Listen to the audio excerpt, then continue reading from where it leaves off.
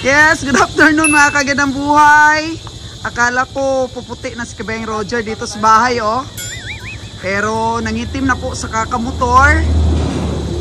Bisita po kami ngayon sa farm kung ano na po ang development. Pero ayaw ko pong sumakay sa motor. Dito lang po ako sa bagong tricycle ni Michael oh.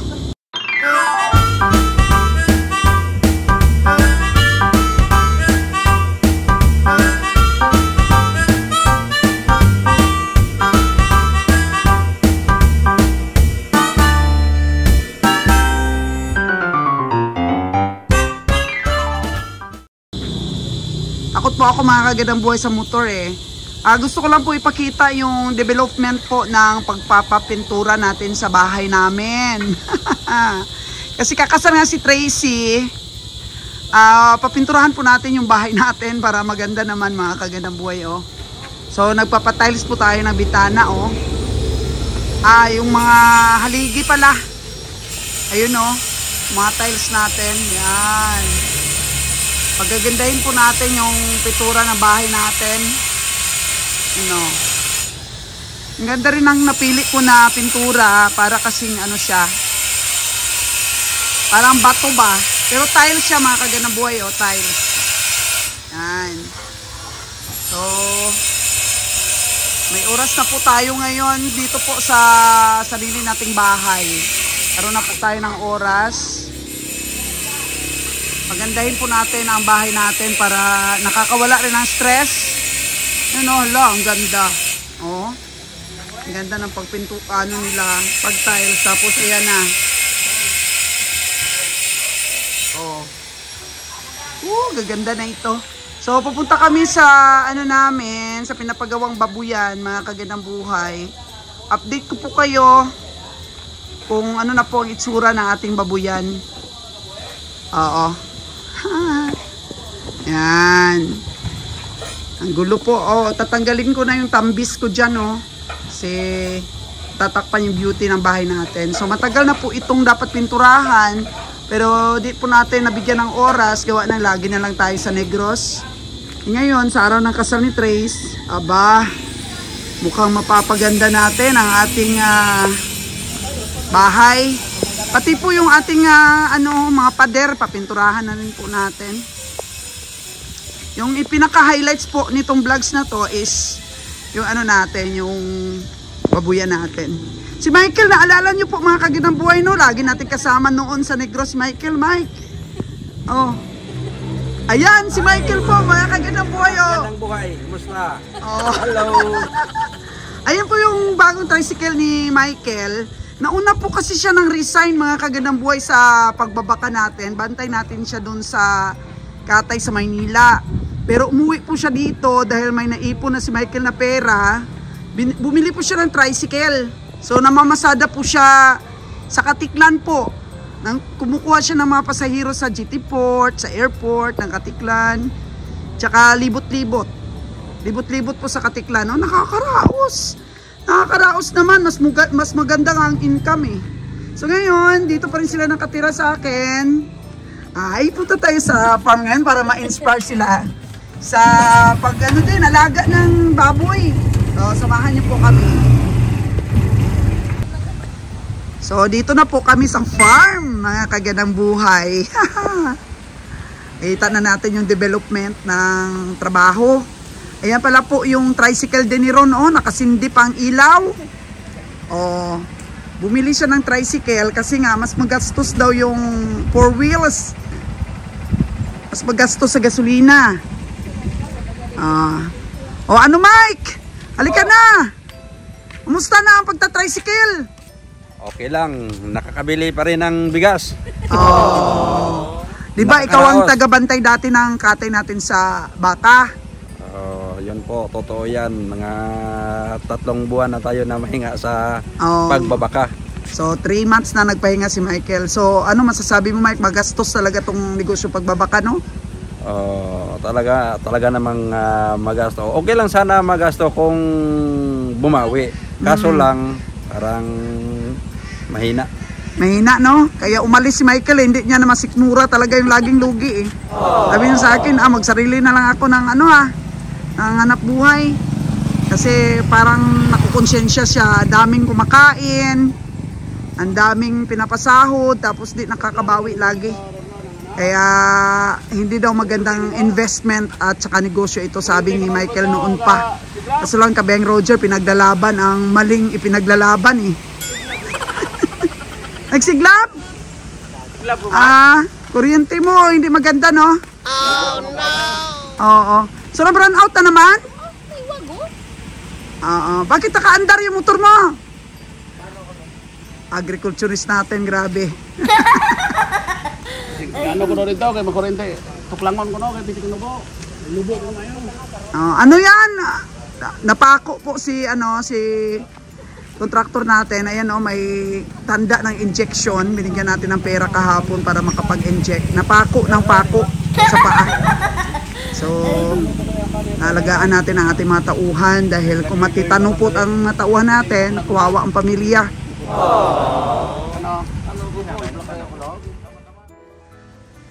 Kausapin natin si Michael, mga kagandang buhay. Bang busy pa sila ka Roger doon sa pagchika-chika. So Mike, di ba sa Cavite yung katay natin dati, no? Mga ilang taon ka rin na doon ka sa Luzon supervise ng ating katay doon. Sobra tayo, mahigit tayo isang taon sa pag-manage lang doon sa Cavite. Pero kung isama na natin yung pagdadrive ko sa livestock natin, dahil tayo ang pinakaunang driver sa livestock, nasa mga mahigit 3 taon. 2 years pa lang tayo. Huh? 2 years pa lang. Oo, sa Sibalom kasi tayo nag-umpisa. Oo. Mahigit 2 years siguro, no? Oo. 3 years na, dahil 22 ta nag-umpisa ba? Nya 25 ron kaya? Opo. Mga June tayo nag-umpisa nun.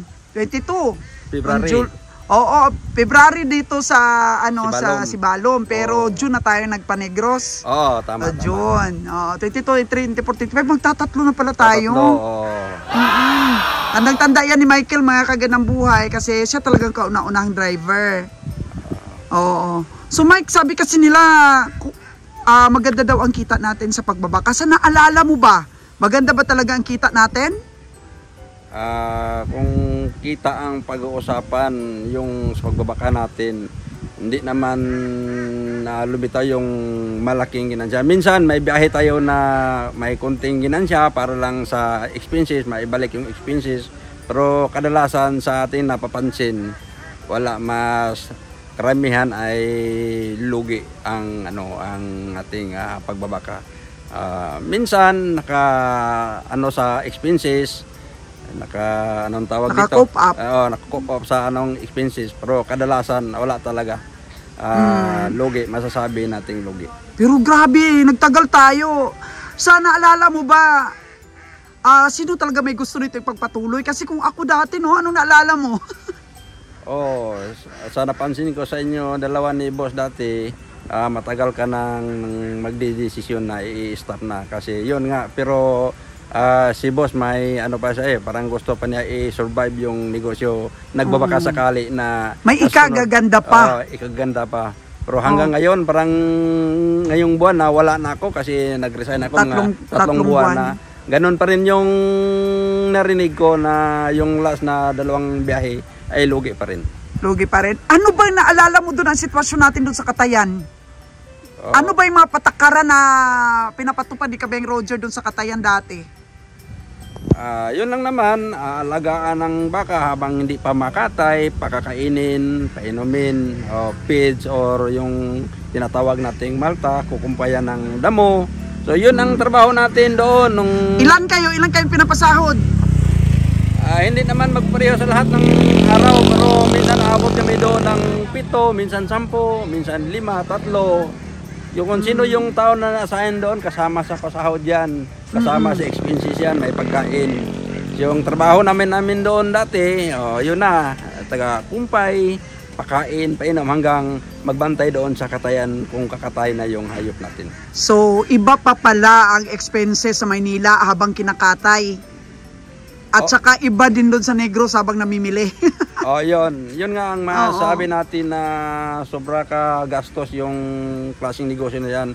Umpisa pa lang sa pagpamili hanggang sa pag-travel ng Manila. Hasta maghintayin kung kailan maubos. Gumagasto yung nag-finance o katulad sa inyo. Oo. Pero Mike, sa pagkakilala mo sa amin, mga ilang taon ka na ba sa amin mula noon na nagsiservisyo? Noon, unang pagtrabaho ko dito sa inyo ay mahigit 1 taon lang naman yon yung umalis ako. Nung bumalik ako, sobra 3 taon na. Dahil 22 ako bumalik dito eh.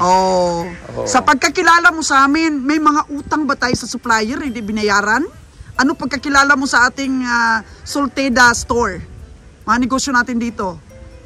Sa totoo lang, dito lang sa negosyo natin hanggang sa Negros, wala akong narinig na may tao tayong tinabla o ang Solteda na inutangan at hindi binayaran. May inutangan man, pero kung kailan yung schedule pagbayad ay binabayaran talaga. At mapapatunayan ko yan na bakit nasabi kong walang tinabla yung Solteda dahil nung ilang beses na ako'y naghawak ng pera sa Negros, ako nagmanage doon sa family.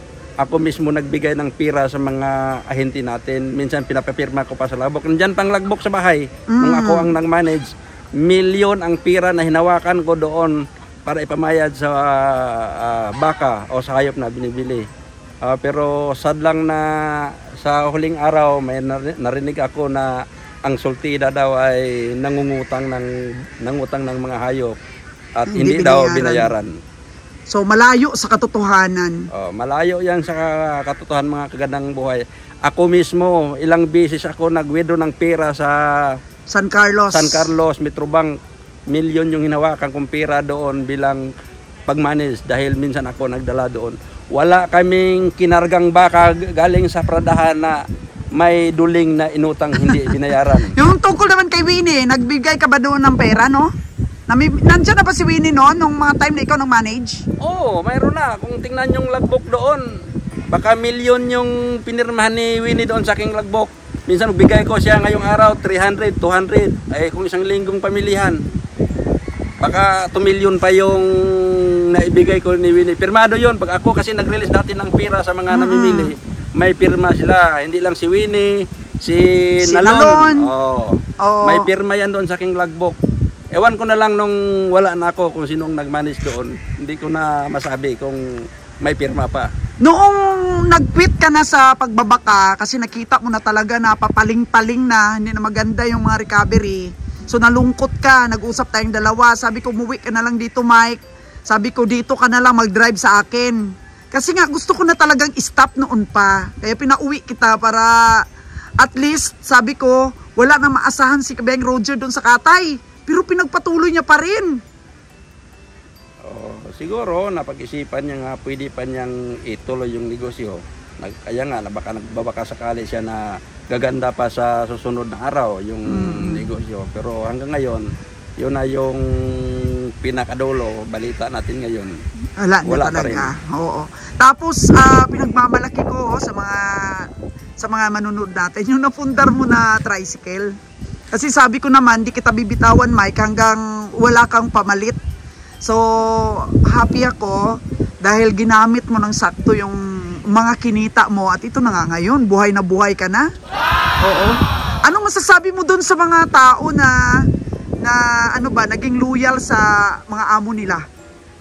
Kung siyempre naranasan mo rin yun, naging loyal ka sa amin eh. Tapos hindi ka nagnakaw. Ano yung masabi mo rin sa kanila? Sa mga katulad mo na nagserbisyo talaga ng tapat sa sa mga kanilang amo. Ito lang ang may share ko sa inyo. Ito ginawa ko to. Sabi ko nga ni boss dati nung doon sa Manila, pwede kong banggain yung mga kasama ko, gagawin ko lang yung tama alang-alang sa amo ko sa trabaho ko dahil kung wala akong amo, wala akong trabaho, wala rin akong sweldo. So yung masabi ko lang kayong nasa trabaho pa, sana loyal kayo sa amo nyo. Tapos pag may kita kayo ay huwag niyo namang ubukusin sa bisyo. Ako share ko sa inyo, pareha tayo nagpagod sa pagbabaka, mga kasamahan kong mga cowboy. Tinipid ko yung sweldo ko. Ito, nag-umpisa akong nagsarili, nakabili ako ng sikanhan na tricycle. Nangarkila ako ng prangkisa, nakapagbiyahe na ako sa Malay Aklan. So, gaano ito ba yung katotoo napunda ko. yung yung narinig ko na mahigit 1,000, minsan nakaka 1,005 ka, naka 1,000, hindi bumaba sa 1,000 yung araw mo? Nung buwan ng Abril, dahil sa Boracay, sa Mindan Malay, seasonal yung pasayro, nung bumalik ako nung third week na yata ng Abril ko nag-umpisa, hanggang Mayo, dahil malakas yung bisita, tapos maraming bisita, tapos anong buwan na yun, maraming pistahan sa bayan ng Malay, halos sa linggo-linggo, 2 pistahan. Totoo yun, kikita ko ng 1,800, 1,500, di bababa. Sa loob ng 1.5 buwan, hindi ako kumita ng bumaba ng 1,000. Pataas ako ng 1,000. Pero ngayon, mahina. May mga 600 na lang, 700. Minsan nga 500 ngayong araw dahil naghapdi ako, ang kita ko ay 540 lang. Pero hindi kasama ang barya. Hindi makasama yung barya. Grabe, napaka-honest talaga ni Michael. Dahil yung barya, diyan ako kukuha ng panggas, diyan ako kukuha ng pangmerinda, pangkain ko. So, hindi ko nakukwintahin eh. Kukulang yung kita ko pag sabihin kong 700, pero gingas ko man yung 200. Tapos si Gigi pa, may trabaho pa sa atin. So, yan lang no, G, no? Naging masinop ka, Mike. Congratulations. Ayan na po yung kabuhayan ni Michael. At nag-iisip pa kami mga kagandang buhay. Sabi ko, pag may nabili pa kaming lupa na matitirikan ng bahay nila, yung mamili tayo na pwede kayong makapag-alaga. Kasi medyo hindi na tayo pabata, no? Matanda na tayo. Oo, matanda na. So, kailangan makapag-impok rin ng kabuhayan pa na dagdag. So, bisita na tayo mga kagandang buhay sa babuyan natin, ha? So, ayun na po mga kagandang buhay. Tinitingnan na ni Michael at saka ni kontraktor ang tubig. Yan, grabe. So, pag nagpagawa ng babuyan, tubig kailangan. Abayang Roger, mas lalo pang pumuti. Sa kakamotor. Natin sa kakulo natin, itong tayo. So, ito na po, nakaano na tayo. Nakagawa na ng poste. Aba, ito na pala, oh. Oh, yung mga bibi ni Ron, oh. At kaya yan, nagkukukak-kukak. Kukulong na, akyat na sila. So, hanggang dyan. Ayan o, nakaano pa. Meron pong nakahukay na gagawing haligi o poste. Yan. Dito, mayroon tayong tinatawag nating water catcher, yung water reservoir, malaki pa dito. Doble laki dyan. Tapos kasunod nun, mayroon dito. Ang sunod na pole, talapia na, tapos may pantatan ako dyan, talapia, pantatan. Dahil itong tubig na ganito, na flowing water galing bundok, ito ang paborito ng pantatan na talapia. Flowing. So, makakatch mo pa yung mga tubo doon, malakas silang dyan eh, tubig eh. Ilalagay natin sa isang lugar. Oo. Dito natin lang padaanan yan. So, medyo nagbagyo po kasi, no? Kontraktor, no? Hindi kayo nakabilis ng pagtrabaho. Kami pista sa amin eh. So, kakatapos lang ng bagyo, malakas ang ulan, so hindi sila nakahukay. Ganito pa lang po nabuhusan natin yung mga poste, oh. So, ito pa lang po ang ating ma-update sa inyo. Ayun. Ito po na to na mahaba na to is septic tank. So, napakaganda po itong plano ni Kabiyahe. Dito, punuin po ito dito ng area na to ng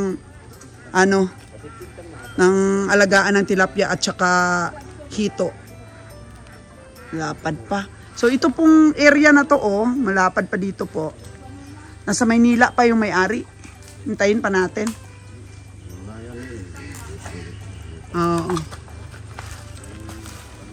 Next project. Yan, lupa na yan kung mabili pa natin para malipat natin yung yung puguan ni Ron. Ayun po yung tubod. Yan. Yan ang tubo natin. Yan, ito. Yan, mabilis po, oh. Tingnan nyo po mga kaganabuhay yung agos ng tubig, oh. Mabilis yung agos ng tubig na Oh, yun oh. Grabe ang tubig po. Grabe pa po yung tumatagis na tubig para ayun.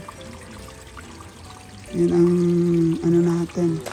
So, ano ito, malalim ito masyado. Sapat sapat sa swimming pool ng mga baboy natin. Je, okay ba, Je? Ayos.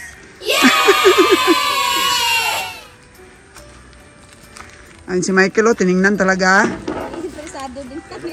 Interesado din si Michael na magbabuyan. Kaya marami pong makinabang sa project natin na to. Mga tao natin, turuan din natin mag-alaga ng hayop.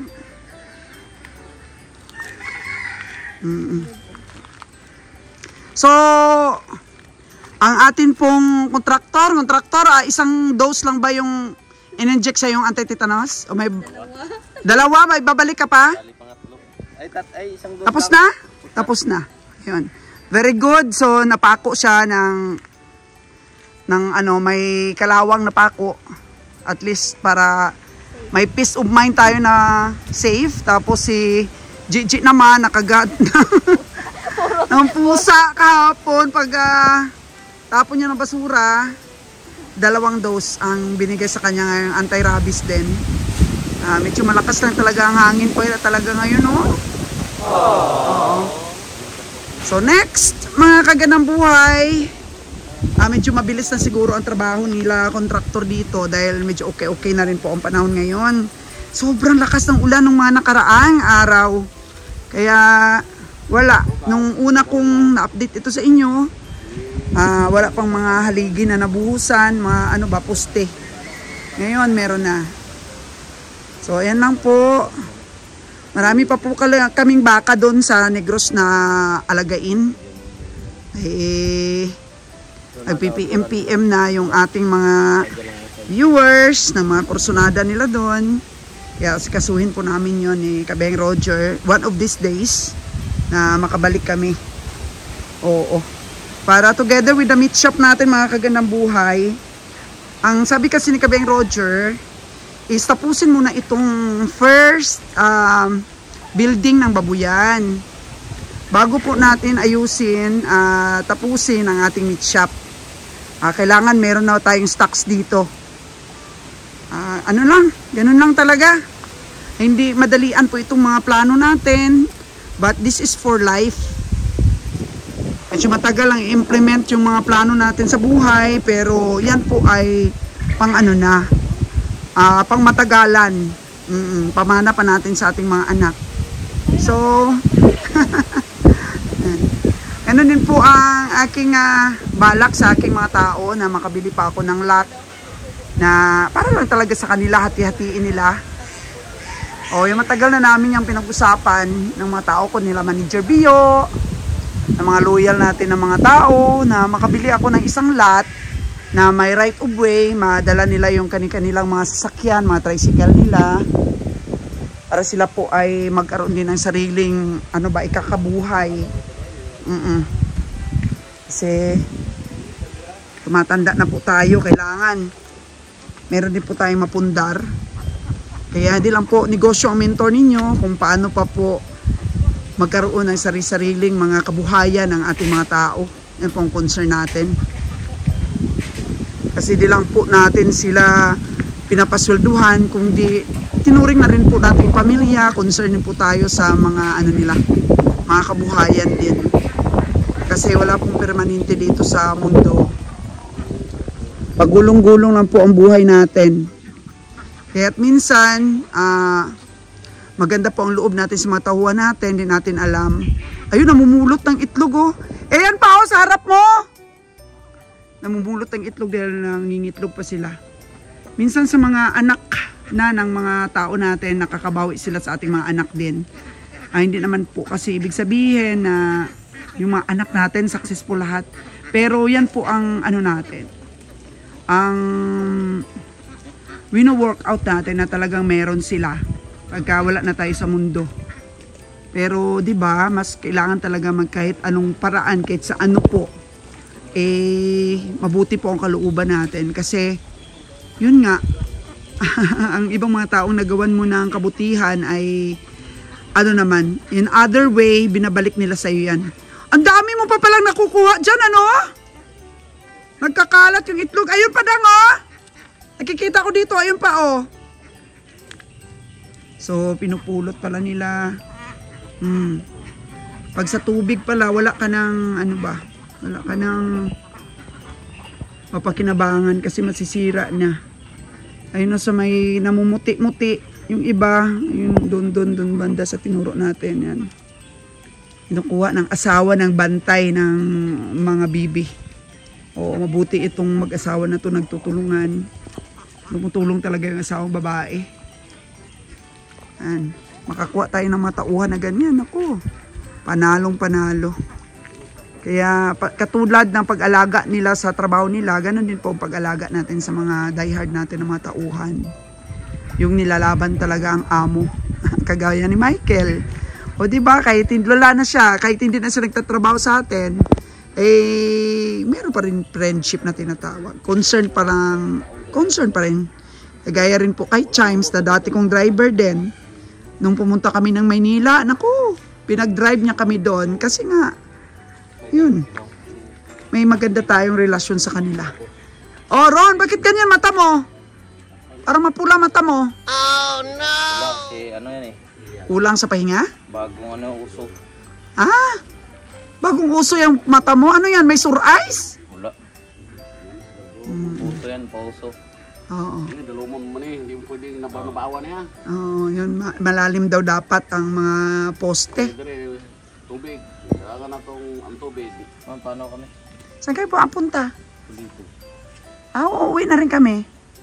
Ang tubig. Okay. Kailangan na. Sige. Andre, sigurado.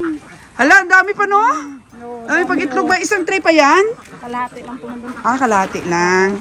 O, ito na. Ito na yung mga bibi. Yung mga pinag-aralan na bibi ni Ron. Bago siya magkaroon ng pure breed. Yan na sila paghapon, oh. Yan, dyan na sila. Sa kubo-kubo rin ni Ron na pinag-aralan. Ano na po, bago kayo mag-volume ng maalaga ninyo, kailangan pag-aralan muna. Tsaka yung important din doon, mga kaganabuhay, pag-aralan mag-alaga, pag-aralan din ang disposal ng produkto. Kasi mag-alaga ka, wala ka namang market, mahirapan ka po, malulugi ka. Ay, ang lakas na ng hangin. Oh, no! Yan na sila. So, yan lang pong update, mga kaganang-buhay. Sana nandyan pa rin po kayo.